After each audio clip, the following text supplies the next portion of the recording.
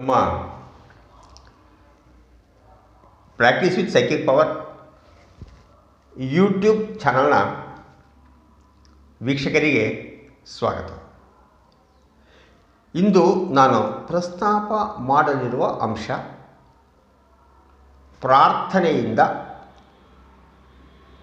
ನಮ್ಮ ಬಯಕೆಗಳು ಈಡೇರ್ತಾವ ಹಾಗೂ ಪ್ರಾರ್ಥನೆ ಮಾಡೋದು ಎಷ್ಟರ ಮಟ್ಟಿಗೆ ಸರಿ, ಇದು ಟಾಪಿಕ್. ಇದನ್ನು ತುಂಬ ದಿನ ಕೇಳ್ತಿದ್ರು. ನನಗೆ ಸಮಯ ಇರಲಿಲ್ಲ, ಆ ಕಾರಣದಿಂದಾಗಿ ಸ್ವಲ್ಪ ಸಮಯ ತೆಗೆದುಕೊಂಡೆ. ಇವತ್ತು ಸ್ವಲ್ಪ ಫ್ರೀಯಾಗಿದ್ದೀನಿ. ಯಾಕೆ ಇದ್ರ ಕುರಿತು ಸ್ವಲ್ಪ ವಿವರವಾಗಿ ಹೇಳಬೇಕು ಅಂತ. ಯಾಕೆ ಕಾಂಪ್ಲಿಕೇಟೆಡ್ ಅಲ್ಲ, ಇದು ಸ್ವಲ್ಪ ಸೆನ್ಸಿಟಿವ್ ಸಮಸ್ಯೆ. ಇದು ಸಂಕ್ಲಿಷ್ಟ ಆಗೋದು, ಸಂಕೀರ್ಣನೂ ಆಗೋದು. ಅದಕ್ಕೆ ಸ್ವಲ್ಪ ನಿಧಾನವಾಗಿ ಹೇಳಬೇಕು, ಸ್ವಲ್ಪ ಅರ್ಥ ಹೇಳಬೇಕು ಅಂತ ಸ್ವಲ್ಪ ಟೈಮ್ ತಗೊಂಡೆ. ಈಗ ಪ್ರಾರ್ಥನೆ ಅಂದ್ರೇನು? ವೆರಿ ಸಿಂಪಲ್ ಮೀನಿಂಗ್ ಏನು? ದೇವ್ರ ಹತ್ರ ಹೋಗಿ ನಮ್ಮ ಬಯಕೆ ಹೇಳೋದು. ಸ್ವಾಮಿ, ನನಗೆ ಮನೆ ಕಟ್ಟಕ್ಕೆ ದುಡ್ಡು ಬೇಕು, ಅಥವಾ ನಾನು ಓದಬೇಕು, ನಾನು IAS ಆಗಬೇಕು, ನಾನು MLA ಆಗಬೇಕು, ಅಥವಾ ನಾನು ಕಲಾವಿದನಾಗಬೇಕು, ಅಥವಾ ಸಾಹಿತ್ಯ ಹೆಸರು ಗಳಿಸ್ಬೇಕು, ಇಂಥವೆಲ್ಲ ಬೇಕಷ್ಟು ಬಿಡಿ. ನಾವು ಬೈಕ್ಗಳ ಬಗ್ಗೆ ಮಾತಾಡ್ತಾ ಹೋದರೆ ಒಂದು 1000 ಲಿಸ್ಟ್ ಆಗ್ತದೆ. ಇವೆಲ್ಲ ನಾವು ಪ್ರಾರ್ಥನೆ ಮಾಡ್ತೀವಿ, ನಮಗೆ ಬೇಕು ಅಂತ. ಆ ಥರ ಪ್ರಾರ್ಥನೆ ಮಾಡಿದ್ರೆ ದೇವರು ನಮಗೆ ಅದು ಕೊಡ್ತಾನ ಅಂತ ಪ್ರಶ್ನೆ. ಪ್ರಾರ್ಥನೆ ಮಾಡಿದರೆ ನನ್ನ ವಿಚಾರ ಹೇಳ್ತೀನಿ. ಪ್ರಾರ್ಥನೆ ಮಾಡಿದ್ರೆ ಅದು ಬರುತ್ತಾ ಇಲ್ಲ ಅಂತ ನಾನು ಹೇಳ್ತೀನಿ. ಅದ್ರ ಕುರಿತು ಕೆಲವೊಂದು ವಿಚಾರ.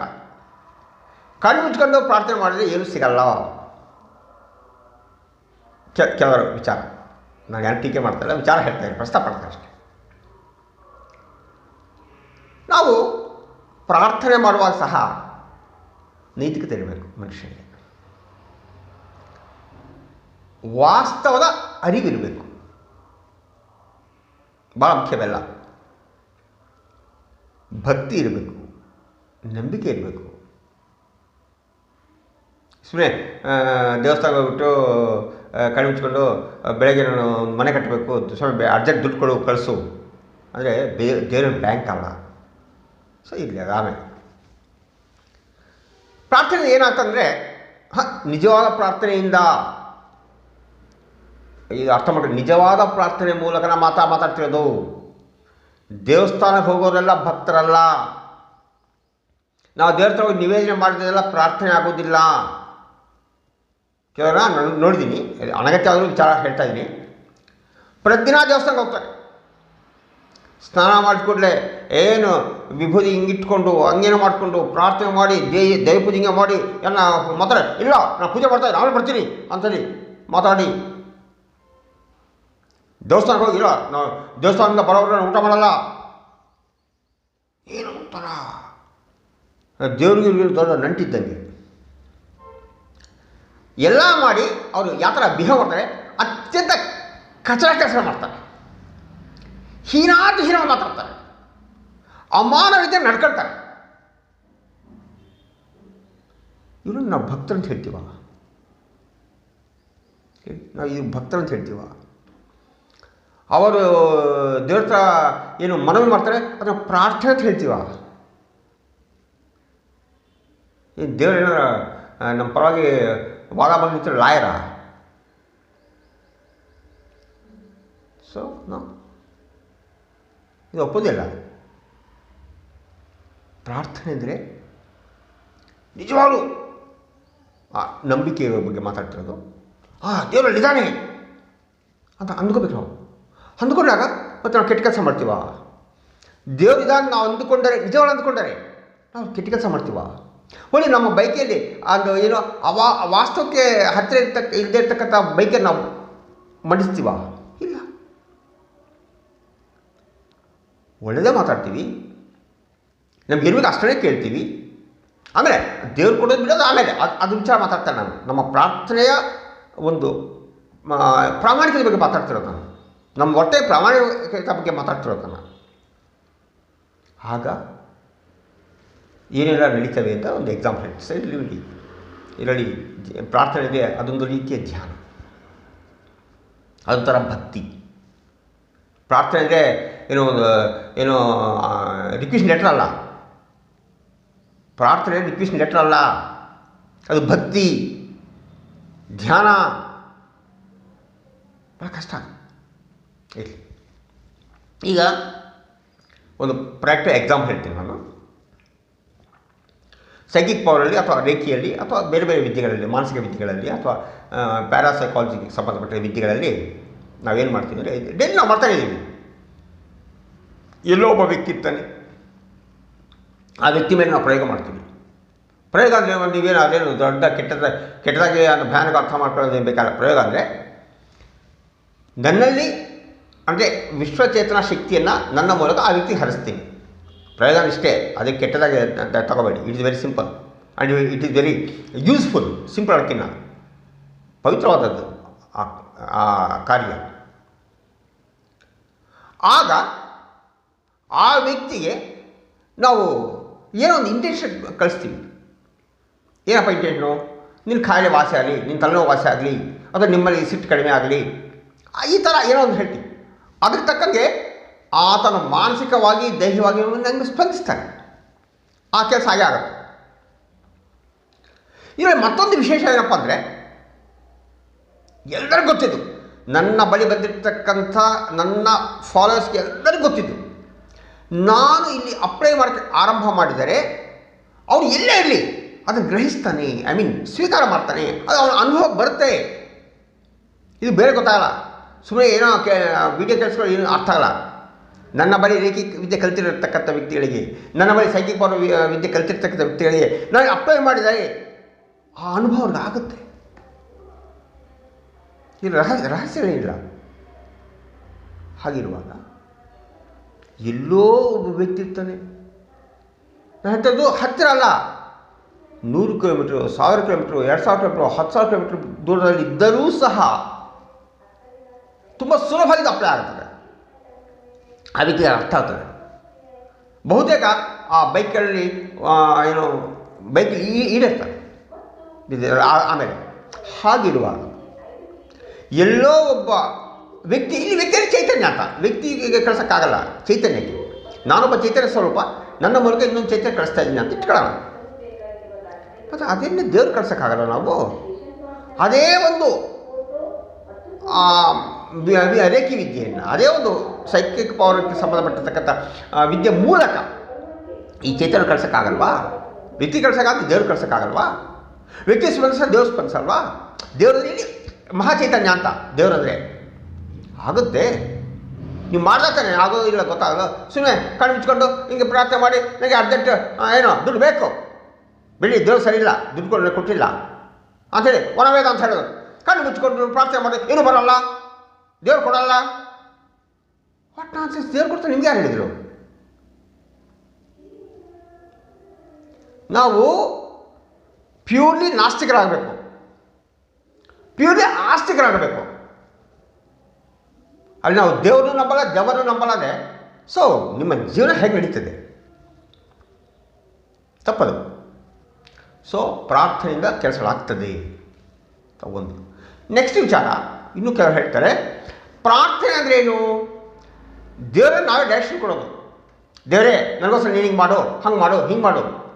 ಆದರೆ ದೇವರಿಗೆ ನಮ್ಮ ಕನ್ಸಲ್ಟೆಂಟಾ, ಸಲಹೆ ಕೊಡೋ ನಮ್ಮ ಸಲಹೆಗಾರನೇ ನಾವು ಹೇಳಿದ ದೇವ್ರ ಕೆಲಸ ಮಾಡೋಕ್ಕೆ? ಅದು ಕೋರ್ಟಲ್ಲಿ ಲಾಯರೇ, ಏನಪ್ಪ ಲಾಯರೇ ನೀನು ಕೋರ್ಟಲ್ಲಿ ನನ್ನ ಪರವಾಗಿ ವಾದ ಮಂಡಿಸೋದಕ್ಕೆ ದೇವರೇನಾದರೂ ನಮ್ಮ ಲಾಯರೇ ಅಂತ ಕೆಲವರು. ನಾವು ದೇವರು ಲಾಯರಲ್ಲ, ಯಾರು ಹೇಳಿದ್ರು? ಆದರೆ ನಾವು ದೇವರಿಗೆ ಡೈರೆಕ್ಷನ್ ಕೊಡ್ತಾ ಇಲ್ಲ. ಡೈರೆಕ್ಷನ್ ಕೊಡೋದೇ ಬೇರೆ, ನನಗೋಸ್ಕರ ದೇವರಿಗೆ ಕೆಲಸ ಮಾಡೋದು ಹೇಳೋದು ಬೇರೆ, ಪ್ರಾರ್ಥನೆ ಬೇರೆ. ಪ್ರಾರ್ಥನೆ ಏನು? ನನಗೆ ಹಸಿವಿದೆ, ನನಗೆ ಬಯಕೆ ಇದೆ, ಬಯಕೆ ಎಂಬ ಹಸಿವಿದೆ, ಅದು ಈಡೇರಿಸಬೇಕು. ಆ ಈಡೇರಿಕೆ ಅಂದೇನು? ಆ ಮಹಾಚೇತನವನ್ನು ನಾವು ಬಳಕೆ ಮಾಡ್ಕೊತಾ ಇದ್ವಿ ಅಷ್ಟೇ. ಇದ್ದೀವಿ ಪ್ರಕೃತಿಯಲ್ಲಿ ಇವತ್ತು ಗಾಳಿ ಬಳಕೆ ಮಾಡ್ಕೊತಾ ಇದ್ವಿ, ನೀರು ಬಳಕೆ ಮಾಡ್ಕೊತಾ ಇದ್ವಿ, ಆಹಾರ ಬಳಕೆ ಮಾಡ್ಕೊತಾ ಇದ್ವಿ. ಈ ಎಲ್ಲ ನಾವು ಆ ಶಕ್ತಿಗಳನ್ನ, ಅವು ಶಕ್ತಿಗಳೇ ಅವು. ಆಹಾರ, ನೀರು, ಗಾಳಿ ಇವೆಲ್ಲ ಶಕ್ತಿಗಳೇ ಅವು, ಕಣ್ಣಿಗೆ ಕಾಣದಿರ್ತಕ್ಕಂಥ ಶಕ್ತಿಗಳು. ಆದರೆ ಮಹಾಚೇತನ ಸಹ ಒಂದು ಅದ್ಭುತ ಶಕ್ತಿ ಅದು. ಅದನ್ನು ಬಳಕೆ ಮಾಡ್ಕೊಂಡು ತಪ್ಪದು.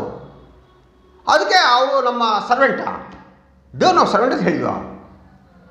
ನೋ, ಅದು ಮಹಾ ಚೈತನ್ಯ. ಆ ಚೈತನ್ಯ ನಾವು ನಮಗೆ ಬಂದ ಬಳಕೆ ಮಾಡ್ಕೊಳ್ತಾ ಇದ್ದೀವಿ ಅಷ್ಟೇ. ಒಂದು ಎಕ್ಸಾಂಪಲ್ ಹೇಳ್ತೀನಿ. ನಾವೀಗ ಬೆಳಗ್ಗೆ ಎಕ್ಸಾಮ್ ಇದೆ, ಎಕ್ಸಾಮ್ ಪ್ರಿಪೇರ್ ಆಗ್ತಾ ಇದ್ದೀವಿ. ಒಬ್ಬರೇ ಪ್ರಿಪೇರ್ ಆಗಲ್ಲಪ್ಪ, ಸುಮ್ಮನೆ ಎಕ್ಸಾಮ್ ಬರೀತಾನೆ, ಅವನು ಮಾರ್ಕ್ಸ್ ಕಡಿಮೆ ತಗೊಳ್ತಾನೆ. ನಾವು ಕಷ್ಟಪಟ್ಟು ಕುತ್ಕೊಂಡು ಏಕಾಗ್ರತೆಯಿಂದ ಬಹಟ್ ಮಾಡಿದ್ರೆ ಅದು ತಪ್ಪಾಗುತ್ತದ. ಅದೇ ಅದು ಒಂದು ವಿಧಾನ. ನಾವು ಒಳ್ಳೆಯ ಮಾರ್ಕ್ಸ್ ಪಡೀಲಿಕ್ಕೆ ಅದೊಂದು ವಿಧಾನ. ಆ ವಿಧಾನ ಅಡ್ಯಾಪ್ಟ್ ಮಾಡು ನೀನು. ಅದೇ ಥರ ಇದು ನಮ್ಮ ಬೈಕ್ಗಳಲ್ಲಿ ಈಡೇರಿಕೆ ಆಗುವಂಥ ಸಂದರ್ಭದಲ್ಲಿ ಇದೊಂದು ವಿಧಾನ. ಮಹಾಚೇತನದನ್ನು ನಾವು ನಮ್ಮ ನಿವೇದನೆ ಮೂಲಕ ಅದನ್ನು ನಮ್ಮ ಕಡೆ ಪರಿವರ್ತನೆ ಮಾಡ್ಕೊಳ್ತಾ ಇದ್ವಿ, ಬಳಕೆ ಮಾಡ್ಕೊಳ್ತಾ ಇದ್ದೀವಿ ಅಷ್ಟೇ. ಇಲ್ಲಿ ಬಳಕೆ ಮಾಡ್ಕೊಳ್ತಾ ಇದ್ವಿ, ಅವ್ರು ನಮ್ಗೆ ಸರ್ವೆಂಟ್ ಅಲ್ಲ. ಆ ಬಳಕೆ ಮಾಡೋ ತಪ್ಪೇನಿರಲ್ಲ. ಮತ್ತು ಪ್ರಾರ್ಥನೆ ಸೊ ರಾಂಗ್ ಕಾನ್ಸೆಪ್ಟ್ ಬೇಡ.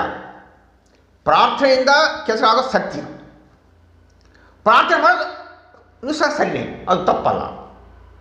ದೇವ್ರು ನಾವು ಸರ್ವೆಂಟ್ ಅಂತ ಹೇಳಿಲ್ಲ, ಬಳಕೆ ಮಾಡ್ಕೊಳ್ತಾ ಇದ್ದೀವಿ. ಇದು ತುಂಬ ಸ್ಪಷ್ಟವಾಗಿ ಈ ಮಾತು ಹೇಳ್ತಾ ಇದ್ದೀವಿ. ಅದರಿಂದ ಆದರೆ ಮತ್ತು ಯಾಕೆ ಹಲವು ಸಂದರ್ಭಗಳಲ್ಲಿ ಪ್ರಾರ್ಥನೆ ಸಕ್ಸಸ್ ಆಗಲ್ಲ? ಕಾರಣ ಇಷ್ಟೇ, ಪ್ರಾರ್ಥನೆ ಸರಿಯಾಗಿ ಮಾಡಿಲ್ಲ. ಹೆಂಗೆ ಸರಿಯಾಗಿ ಮಾಡಿಲ್ಲ? ಭಕ್ತಿ ಇರ್ಬೋದು, ಜ್ಞಾನ ಇರ್ಬೋದು, ಏನೇ ವಿಧಾನ ಬೇರೆ ಇರ್ಬೋದು, ಬೇರೆ ಧ್ಯಾನ ಇರ್ಬೋದು, ಏನೇ ಇರ್ಬೋದು. ಅಂತಿಮವಾಗಿ ಒಂದೇ ಮಾತೆ, ನಿಮ್ಮ ಆ ಚೈತನ್ಯ ಹರಿವು ಅಲ್ಲಿ ತರಬೇಕು. ನಿಮ್ಮೊಂದು ಪ್ರಶ್ನೆ ಬರ್ತದೆ, ಸರ್ ನೀವೇನೋ ಸೈಕಿಕ್ ಪವರ್ ಗ್ರ್ಯಾಂಡ್ ಮಾಸ್ಟರ್ ಆಗಿಲ್ಲ, ಚೈತನ್ಯದ ಹರಿ ನಿಮ್ಮಿಂದ ಹೋಗ್ತದೆ, ನಾವು ಆರ್ಡಿನರಿ ವ್ಯಕ್ತಿಗಳು ಅಲ್ಲ, ನನ್ನ ಹತ್ರ ಬಂದಿರೋರು ಅದು ಅನುಭವ ಬಂದಿರಪ್ಪ, ನನ್ನ ಹತ್ರ ಬಂದಿಲ್ಲ ಯಾರು ಅಂತ ಇಟ್ಕೊಳ್ಳೋಣ. ಮತ್ತು ನಿಮ್ಮ ಹತ್ರ ಬಂದಿಲ್ಲ, ನಾವು ಬೇರೆ ಹತ್ರ ಹೋಗಿಲ್ಲ, ಮತ್ತು ನಾವು ಪ್ರಾರ್ಥನೆ ಮಾಡಿದ್ರೆ ಅಥವಾ ಧ್ಯಾನ ಮಾಡಿದ್ರೆ ಅಥವಾ ಇನ್ನೇನೋ ಮಾಡಿದ್ರೆ ಅದು ಆ ಚೈತನ್ಯ ಹರಿವು ಉಂಟಾಗಲ್ವಾ ಅಂತ ಪ್ರಶ್ನೆ ಕೇಳಬೇಕು. ಉಂಟಾಗ್ತದೆ. ತುಂಬ ಕಷ್ಟ. ಒಬ್ಬ ಭಕ್ತ ಇರ್ತಾನೆ, ಅವನಿಗೇನು ಗೊತ್ತಿಲ್ಲ, ಯಾವ ಮಂತ್ರಗಳು ಗೊತ್ತಿಲ್ಲ, ಯಾವ ಯೋಗ ಗೊತ್ತಿಲ್ಲ, ಏನೂ ಗೊತ್ತಿಲ್ಲ ಅವನಿಗೆ. ಪ್ರಾರ್ಥನೆ ಮಾಡ್ತಾನೆ, ದೇವ್ರದ್ದು ಭಾಳ ಭಕ್ತಿ, ಪ್ರಾರ್ಥನೆ ಮಾಡ್ತಾನೆ. ಆಗ ಬರ್ತಾ ಬರ್ತಾ ಬರ್ತಾ ಅವನಿಗೆ ಅರಿವೇ ಇರಲ್ಲ, ಆ ಶಕ್ತಿಯ ಪ್ರವಾಹ, ಚೈತನ್ಯ ಪ್ರವಾಹ ಅವನಲ್ಲಿ ಉಂಟಾಗುತ್ತದೆ. ಭಾಳ ಅವನಿಗೆ ಗೊತ್ತಿರಲ್ಲ. ಒಬ್ಬ ಕಲಾವಿದ, ಒಬ್ಬ ಹಾಡುಗಾರ, ಒಬ್ಬ ಚಿತ್ರಕಾರ, ಇನ್ನೊಬ್ಬ ಮಾಡ್ತಾ ಇರ್ತಾನೆ, ಅವ್ರಿಗೆ ಗೊತ್ತಿರಲ್ಲ, ಆ ಒಂದು ಚೈತನ್ಯ ಹರಿವು ಅವನು ಹರಿತಾ ಇರ್ತದೆ.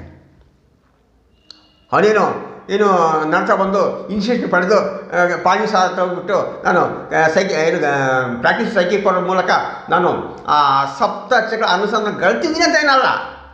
ನೀವು ಹತ್ರ ಬರಬೇಡಿ, ಅದೇ ಆಗಿರ್ತದೆ. ಆಗ ಮಾತ್ರ ಅವನು ಸಾಧ್ಯ ಮಾಡಿ ಸಾಧ್ಯ. ಸರ್ ಐನ್ಸ್ಟೀನ್, ಸ್ಟೀಫನ್ ಹಾಕಿಂಗ್ಸ್ ಇನ್ನು ಮುಂತಾದ ಮೇಧಾವಿಗಳು ಅವ್ರಿಗೆ ದೇವಸ್ಥಾನಕ್ಕೆ ಹೋಗಿಲ್ಲ. ಅವ್ರು ದೇವಸ್ಥಾನಕ್ಕೆ ಹೋಗಿಲ್ಲ, ನಿರಂತರ ನಿರಂತರ ನಿರಂತರ ತಲ್ಲಿಂದಾಗ್ತರು ಈ ವಿಶ್ವದ ರಹಸ್ಯಗಳ ಛೇದನೆ ಮಾಡಲಿಕ್ಕೆ ಪ್ರಯತ್ನ ಮಾಡಿದರು. ಆಗ ಅವರಲ್ಲಿ ಉಂಟಾಯಿತು ಆ ಚೈತನ್ಯದ ಪ್ರವಾಹ. ಇದು ಹೇಳ್ತದೆ. ಅವರು ಒಬ್ಬೊಬ್ಬರದ್ದು ಒಂದು ವಿಧಾನ ಇರಲಿ, ಅವರ ವಿಧಾನದ ಬಗ್ಗೆ ನಾನು ಟೀಕೆ ಮಾಡ್ತಾ ಇಲ್ಲ. ನಾನು ಹೇಳ್ತಿರ್ತೀನಿ ಅಂತಿಮ ಎಡೆ ಪ್ರಾರ್ಥನೆಯಿಂದ ಲಾಭ ಇದೆ, ಪ್ರಾರ್ಥನೆ ಮಾಡೋದು ತಪ್ಪಲ್ಲ ಅಂತ ಹೇಳ್ತಾ ನಿಮಗೆ ಒಂದು ಮನವಿ ಮಾಡ್ತಾಯಿದ್ದೀನಿ. ಈ ವಿಡಿಯೋ ನಿಮಗೆ ಇಷ್ಟವಾಗಿದ್ದಲ್ಲಿ ಸಬ್ಸ್ಕ್ರೈಬ್ ಮಾಡಿ, ಲೈಕ್ ಮಾಡಿ, ಶೇರ್ ಮಾಡಿ. ನಿಮ್ಮ ಅಭಿಪ್ರಾಯಗಳನ್ನ ಕಾಮೆಂಟ್ ಮೂಲಕ ತಿಳಿಸಿದ್ರೆ ಆಗಾಗ ಕುರಿತು ನಾನು ನೆಕ್ಸ್ಟ್ ವಿಡಿಯೋಗಳು ಮಾಡಲಿಕ್ಕೆ ನನಗೆ ಅನುಕೂಲ ಆಗುತ್ತೆ ಅಂತ ಹೇಳ್ತಾ